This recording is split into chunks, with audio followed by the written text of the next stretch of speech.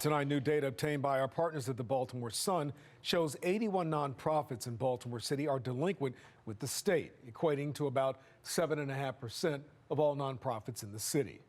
That includes Be More Empowered, an organization connected to Mayor Scott's wife, Hannah, which recently received a $62,000 influx in cash.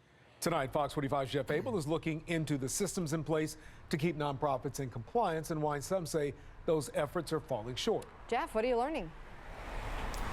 Well, you know, the number of nonprofits in this state has actually ballooned since COVID, and many of them are receiving tens of thousands of tax dollars. And now the leader of one watchdog group says it is time taxpayers take a hard look at their books.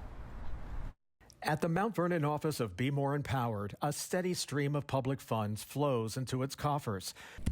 The nonprofit organization offers programs to help inner city girls, and its operations director is Hannah Scott, the wife of Mayor Brandon Scott.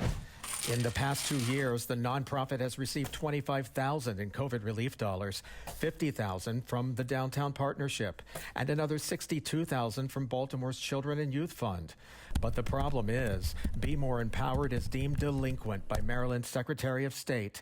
It hasn't filed its required annual finance report in 2 years. You have taxpayer dollars going to a nonprofit, and they haven't even kept up with their registration with the state. And before any taxpayer money is given to a nonprofit, there should be a cursory look into make sure that they're at least registered with the state and that they haven't fallen off on their registration. Its last financial report filed with the state showed contributions of more than $778,000 and more than $697,000 spent on management and other expenses.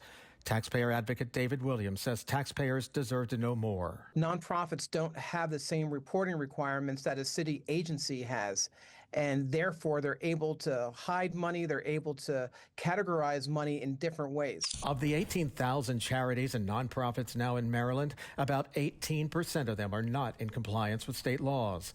They can face monthly fines until they become compliant, but Williams insists if they receive public money, they should also undergo a forensic audit. The state doesn't have the resources to investigate each of these nonprofits that doesn't register, doesn't comply, and that's what the nonprofits count on. These entities count on the fact that they are not going to get audited, they're not going to get looked at by the state, and a lot of things fall through the cracks.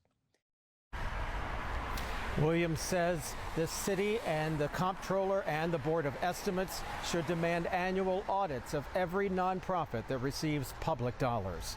We're live tonight. Jeff Abel, Fox 45 News.